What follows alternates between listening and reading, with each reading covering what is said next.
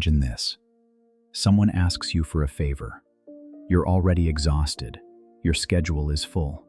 Your mind is overloaded with things you still haven't finished. Your body is quietly telling you to say no, but your mouth says yes. You smile. You say, "Yeah, of course, no problem." You even try to sound enthusiastic. Then, later that night, you're lying in bed staring at the ceiling, wondering why you feel so drained, so irritated, and strangely invisible in your own life. If that scene feels familiar, you're not just a nice person. You might be someone who has learned to abandon yourself. And the dangerous part is that society often rewards this behavior. People praise you for it. They call you kind, reliable, easy to work with, selfless. You're the one everyone trusts, the one everyone calls when they need help, the one who never makes things complicated. But beneath that reputation, there is often a quiet cost that almost no one talks about.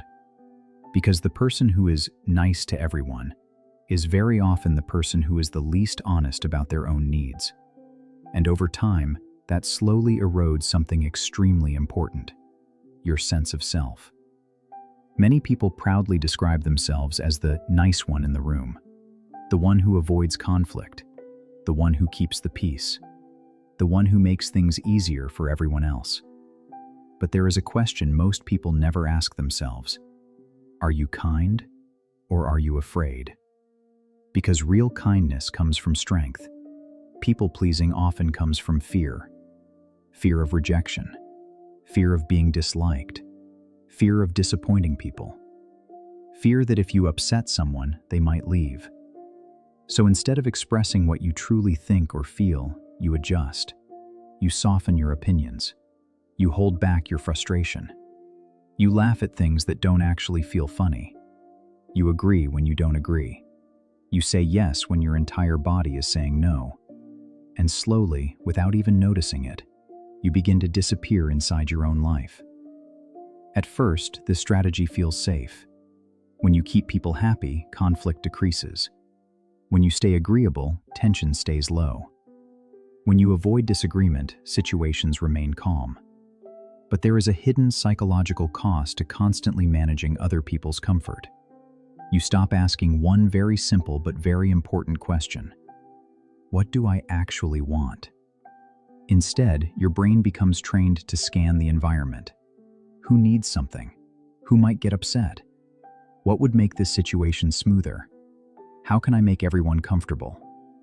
You become extremely good at reading emotional signals, but not for connection, for survival. Psychologists sometimes call this pattern the Fawn response. Most people are familiar with fight, flight, or freeze, but there is another response that appears in environments where conflict feels dangerous. Fawn, the instinct to please in order to stay safe. When fighting feels impossible and escape feels risky, the nervous system finds another strategy: appeasement. Be helpful, be agreeable, be easy. If people are happy with you, you won't be rejected. If people approve of you, you won't be abandoned. For many people, this pattern began early in life. Maybe expressing anger led to punishment. Maybe saying no caused guilt or emotional distance. Maybe approval only appeared when you were useful, helpful, or quiet. So your nervous system adapted. It created a rule that felt necessary for survival. If I keep everyone comfortable, I will stay safe. And at some point in your life, that rule may have genuinely helped you. But the problem is that many people keep running this same survival script long after the original environment is gone. And slowly, the consequences begin to show up. The first consequence is exhaustion. When you constantly say yes to things that drain you, your energy slowly disappears. Not just physical energy, emotional energy, mental energy. You begin waking up tired. You begin ending every day depleted. Not because you're lazy, but because your attention is constantly being pulled in directions you never actually chose. The second consequence is resentment. At first, you convince yourself that you're just being generous. You tell yourself you're just helping people.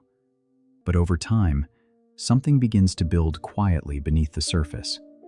frustration, irritation, a sense of being taken for granted. You start feeling like people expect too much from you. But the uncomfortable truth is that many of those expectations were created by your own pattern. When you rarely say no, people begin to assume your answer will always be yes. Not because they are evil, but because human beings adapt to patterns. If someone always agrees, we eventually expect agreement. The third consequence is even deeper. People-pleasing slowly damages authentic relationships, because real connection requires honesty. And if you are constantly editing your thoughts, hiding your limits, and adjusting your personality depending on who you're with, then people are not actually connecting with you. They are connecting with a performance. They are connecting with the agreeable version of you, the easy version, the convenient version. And that is why many people who are extremely nice still feel strangely lonely. Because being liked is not the same as being known. You can be surrounded by people and still feel unseen, because the real you never actually entered the room. But the good news is that this pattern can change, and the first step begins with something extremely small: awareness. Start noticing the exact moment when you are about to abandon yourself. That moment right before you automatically say yes.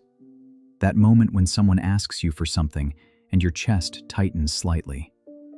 That small signal in your body is not random. It is information. It is your internal boundary speaking. Most people ignore that signal, but learning to listen to it is where self-respect begins. The next time someone asks you for something and you feel that internal resistance, try something simple. Pause. Just 3 seconds. Do not answer immediately. That pause interrupts the automatic people-pleasing pattern. It creates a small space between the request and your response. And inside that space, you can ask yourself one question. Do I actually want to do this? If the answer is yes, then say yes freely. But if the answer is no, practice a short and respectful response. I can't take that on right now. Or, I won't be able to help with that. Notice something important. There is no long explanation, no apology, no complicated justification. Just clarity. At first, this will feel uncomfortable. Your nervous system may react with anxiety. You may worry that the other person will be disappointed. You may feel guilty. But discomfort does not mean you did something wrong. It simply means you are doing something unfamiliar. Every time you protect a boundary, your brain learns a new message. My needs matter too. Another helpful step is identifying what drains your energy the most. Take 10 minutes and write down the 3 situations that leave you feeling most depleted. Maybe it's answering messages late at night. Maybe it's saying yes to plans when you desperately need rest. Maybe it's constantly solving problems that were never yours to solve. Once you identify those drains, choose one boundary to experiment with. Just one. For example, no work messages after 8 p.m. Or one evening each week completely for myself. Or I will not immediately respond to every request. These boundaries may seem small, but small boundaries slowly rebuild self-respect. Because every time you protect your energy, you send yourself a powerful signal. My well-being matters. Another important shift is learning to communicate directly. People pleasers often rely on hints. They hope others will notice their exhaustion. They hope someone will guess their limits. But healthy communication is clear. Instead of hinting, speak plainly. I'm feeling overwhelmed today. I won't be able to join. I need some quiet time tonight. Short, calm, direct. Direct communication may feel uncomfortable at first, but it creates stability. Because every time you express your needs honestly, you strengthen your internal confidence. And something interesting begins to happen. People start adjusting. The people who truly respect you will accept your boundaries. The ones who only benefited from your constant availability may resist. But that resistance is information. Healthy relationships survive honesty. Unhealthy ones depend on your silence. And perhaps the most powerful change is redefining what kindness actually means. Kindness is not endless self-sacrifice. Kindness includes you. A healthy person can be generous without being depleted, helpful without being overwhelmed, supportive without abandoning their own needs. Because real generosity comes from fullness, not exhaustion. So if you recognize yourself in these patterns, understand something important. You are not broken. You adapted. Your nervous system learned a strategy that once helped you navigate difficult situations. But survival strategies are not meant to become permanent identities. You are allowed to grow beyond them. You are allowed to speak honestly. You are allowed to take up space. You are allowed to rest. And you are allowed to say no. Because the moment you stop betraying your own needs is the moment something powerful begins to return. Your self-respect. And once that returns, something else changes too. Your relationships become more honest. Your energy becomes more stable. Your life begins to feel less like a performance and more like something you are actually living. The world does not need a smaller version of you. It does not need a quieter version of you. It does not need a permanently agreeable version of you. It needs the real one. And the real one begins the moment you stop abandoning yourself.